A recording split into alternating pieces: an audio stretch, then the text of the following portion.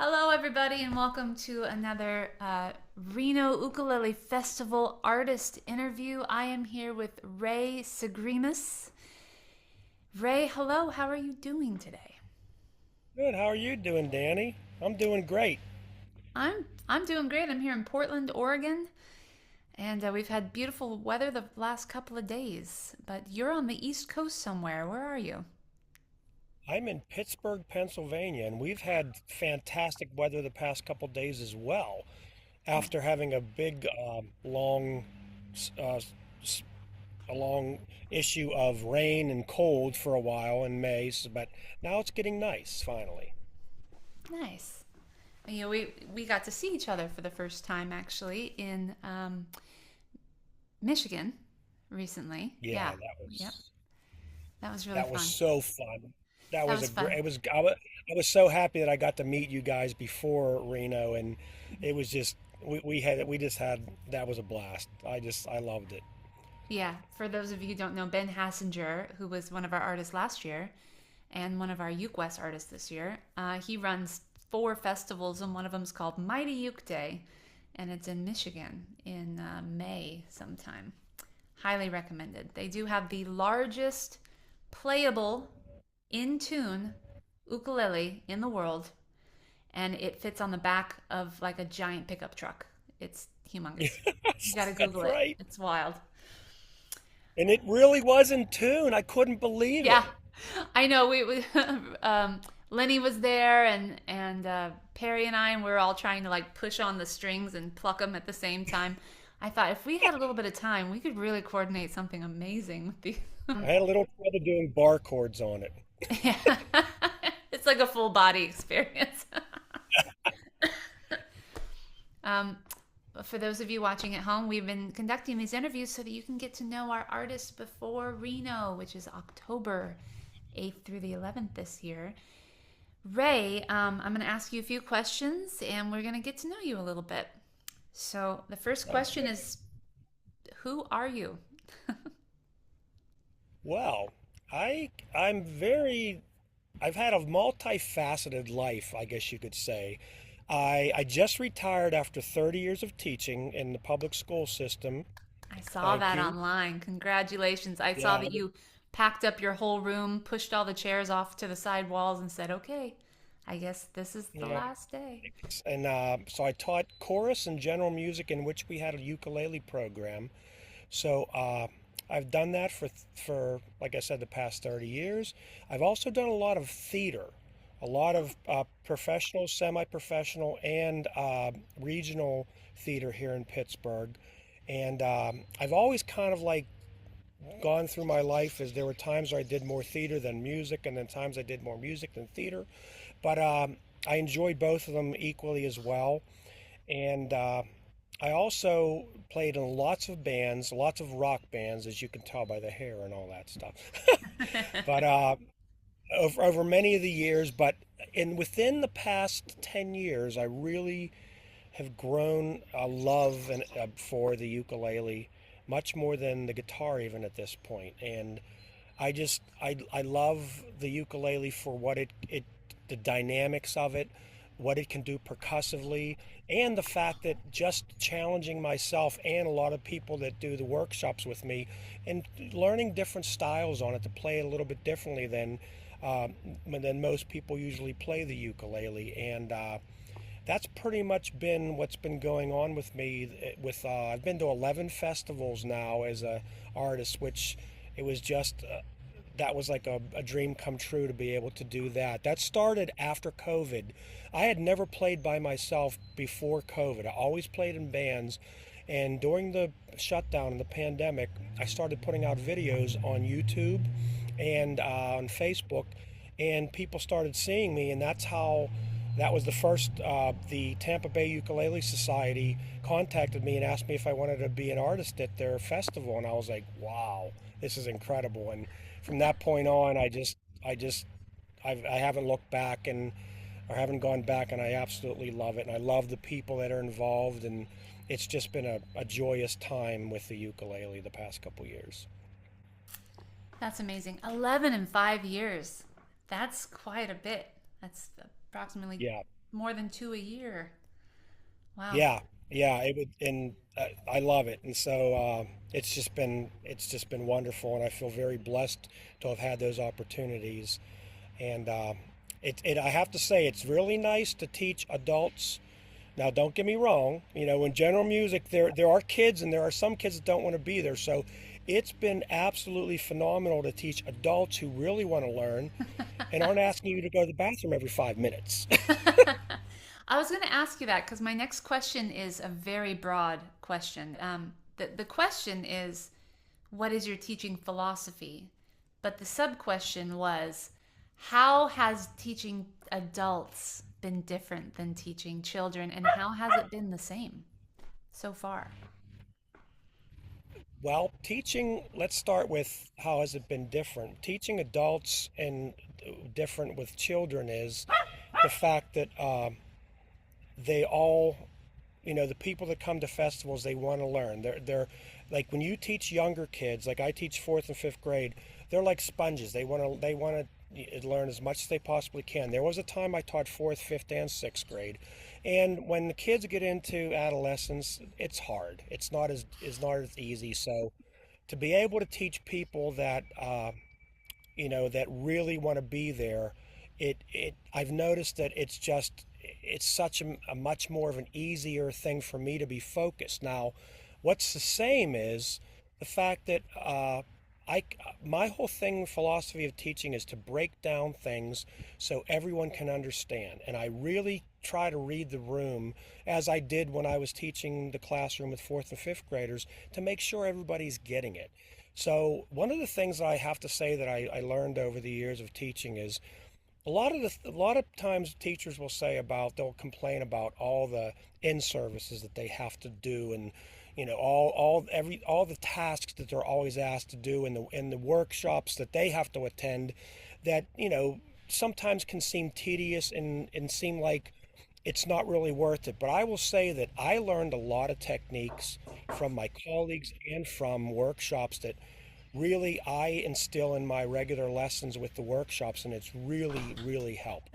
So I'm very grateful for that opportunity to have been teaching in the classroom all those years and kind of put forth those techniques of breaking down things and having multiple ways to teach something.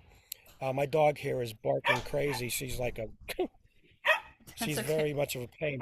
Uh, but yeah, so it's really worked out well for me to be able to do that and bring those techniques to the workshops at the festivals.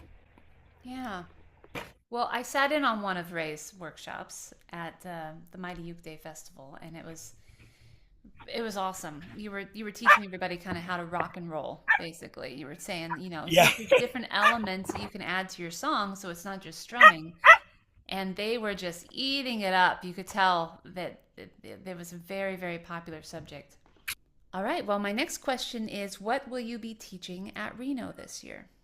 I'll be teaching one of my favorite workshops that I'll be doing is my vocal workshop, learning proper singing techniques that work with the ukulele. And because I've done a lot of musical theater, I've been around a lot of different singers. I was a voice major in college myself, and I made this workshop kind of work for the like to help out people to do just little techniques on how to sing a little properly to get a better tone with working on your vowel sounds and your consonants, and giving them some quick warm-ups that they can use before an open mic, before a jam, and things like that. Just some sharing some of the knowledge that I've accumulated over the years of with vocal to kind of give to a lot of people, because a lot of people that pick up the ukulele and start to sing, they don't necessarily know any techniques. And I'm really happy to kind of like open people's eyes that how much singing, how much of an instrument it really is itself. Oh, And yeah. there's a lot of work to do, and it's not that hard to really learn some better proper singing and breathing and techniques and things like that. Perry took that workshop also at Mighty Uke Day, and we've actually put your vocal workshop on the schedule twice because we know how Oh, popular it's wow. going to be. Yeah, and a lot of people say I wanted to take it, but I wanted to take another class. So we did a survey. The vocal workshop was a huge hit. Mainly yours were like across the board, kind of equally huge hits. But Perry said, no, we're going to have the vocal twice because singing and playing Awesome. ukulele is a big deal. And a lot of people say, oh, I'm not a singer. And then when I ask them, yeah, but do you like singing? They always kind of like shyly grin, like, well, yeah, I like to, but I'm not good at it. So I think it's gonna be a very popular class. Good. That's awesome. I'm glad that's wonderful here to hear. Yeah. Uh, One of the other ones I love to do is kind of opening up people's eyes to using effects pedals and trying to, do some different effects with their ukulele that can improve their personal sound. And it's basically a workshop where I show you what works well for the ukulele, and you can get as simple as you want to and as elaborate as you want to, but a lot of times there's a couple effects that you can use with the ukulele when you're playing live that really can enhance the sound and basically my whole philosophy too is to make people understand that ukulele is not just, well, oh, it's Tiny Tim and all that kind of stuff and it's this little toy instrument. It's not a toy. It can do everything a guitar can with two less strings. And so when you add the same effects that you would to a guitar sound, you can really make some cool creative ideas that you can use with your playing style and things like that. So that's the other one of the other workshops I'll be doing there. Well, and this is going to be the first time that we've offered something like this at Reno. We've had people Oh, asking for cool. tech workshops, and we thought, well, we were worried that there wouldn't be enough people in the workshop to justify the space. But again, fill out that survey because the people in the survey, we got a lot of gearheads out there. So make sure you take his class on pedals and how to use them. Awesome. And I'm obsessed with all that, with manipulating sounds and things like that. So Yeah. I always start off the workshop. Well, obviously, if you're here, you want to learn more about this and you're curious. So it's basically to, uh, the people that are curious to really let them know what's out there. And it's not a thing that's so crazy that you can't possibly comprehend and do. So Nice. that's another workshop I love doing. Another one that I do is the getting spicy with embellishments. In this workshop, I kind of work on techniques that people wouldn't normally use when they're playing ukulele. Simple things like adding in chord embellishments to your playing and adding suspensions and alternate strummings in there, muted strumming on the upbeat like a reggae type strums. Um, Playing with palm muting to give a little Yeah. bit different of a timbre and tone to your ukulele. A lot of different things that we work in within the workshop, and I just did this one at a Shokin a couple weeks ago, and the people just had a ton of fun. We Yeah. just kind of explored a couple different songs and to go through the techniques, and just because when I watch a lot of people play, I'm thinking, you could do a couple different things here that would really push it over the top, and some people don't do that, and I just want to kind of give people an idea of there's a couple little simple things, not really difficult, that you can do to really spice up your playing, as the workshop is called. So That's the one that I sat in on. And I remember your palm muting, and I remember thinking, that's something I've never done before, actually, but it is so simple and yet complex, right? So this is going to be a challenge for Mhm. everybody, but to do the palm muting, that happens in music all the time. It's a guitar technique where you mute the strings very Yes, lightly with your palm down at the bridge, and then you pluck the yes. string, and so it just doesn't resonate as large and billowy. Instead, it's like a smaller, more what's the word I'm looking for? Just kind of a more to the point kind of a sound that they use in rock and roll all the time. Yeah, Yeah. yeah. And I have fun doing that workshop because I break it up into different sections and people are playing different techniques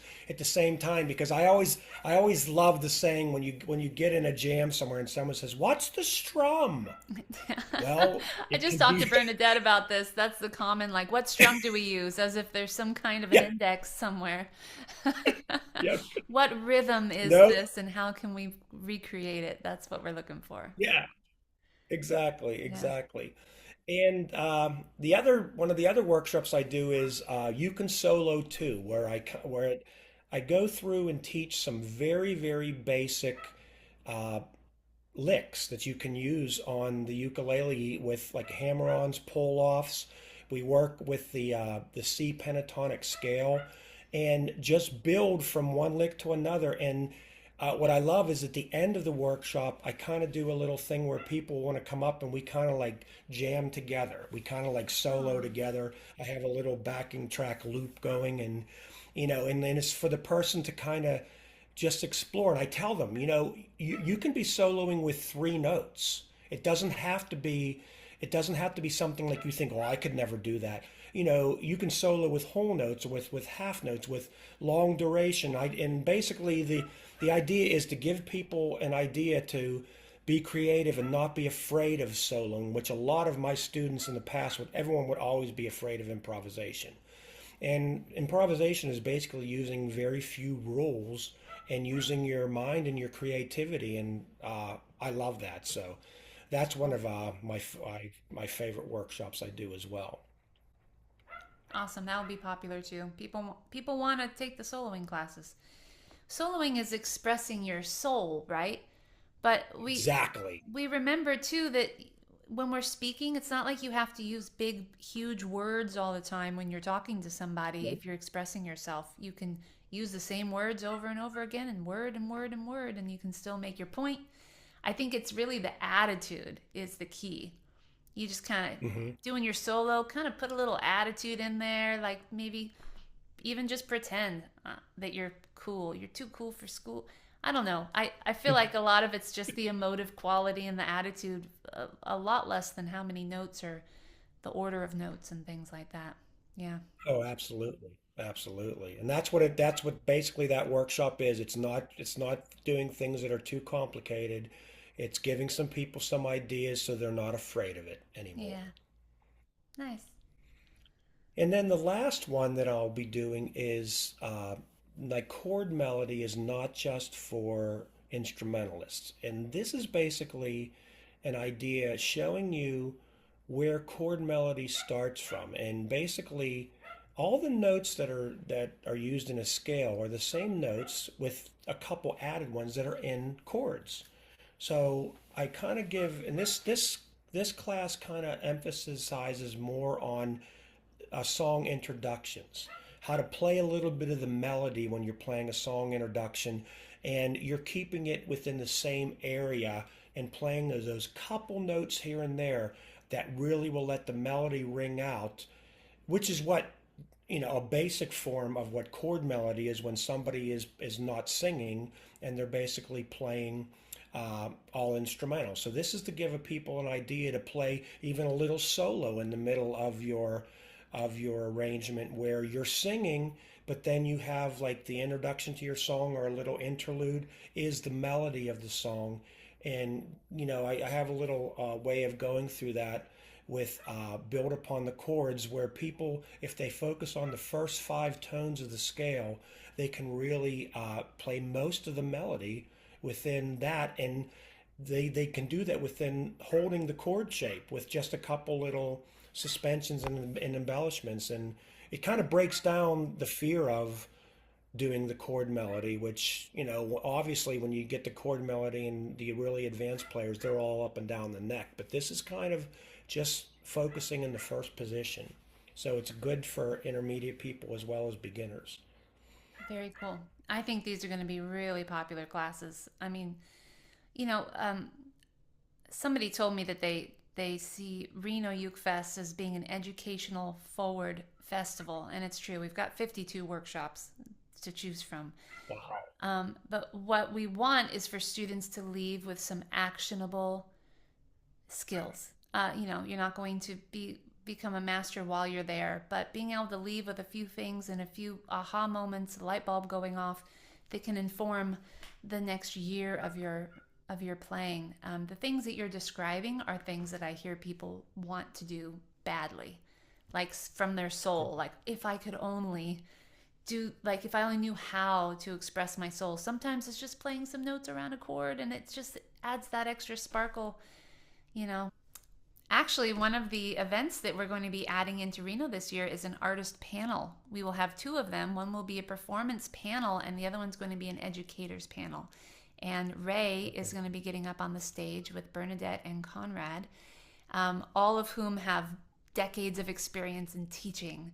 So I'm very excited to be able to ask you questions on the stage and have the students be able to sit back and listen. So if you're an educator, if you're interested in teaching people in your club, if you want to help yourself learn better, you're going to be able to come and listen to these three compassionate teachers tell you what they're a little more about their philosophies, a little bit of troubleshooting things, maybe how they practice or tips on practicing and stuff like that.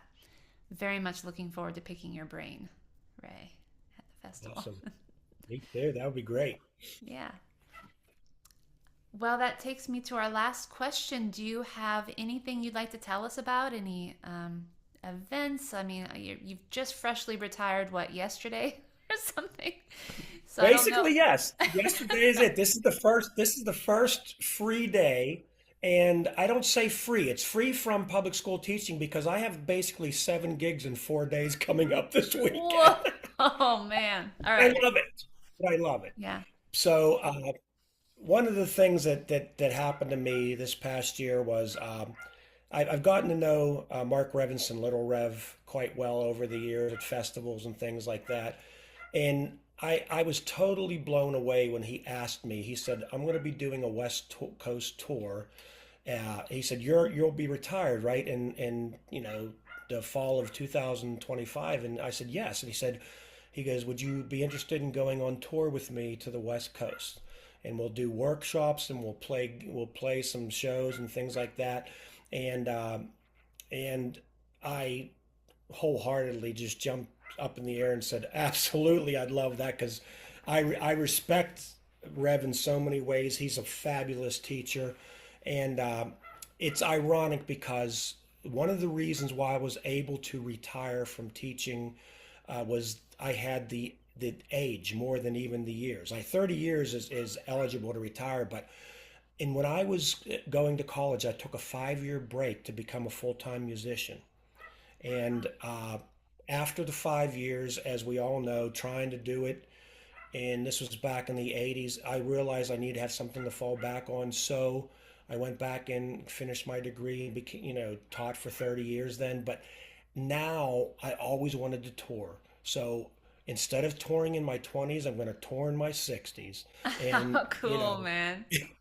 I'm yeah, happy so for you. we are just going to make the best of it. And Yeah. I just can't wait.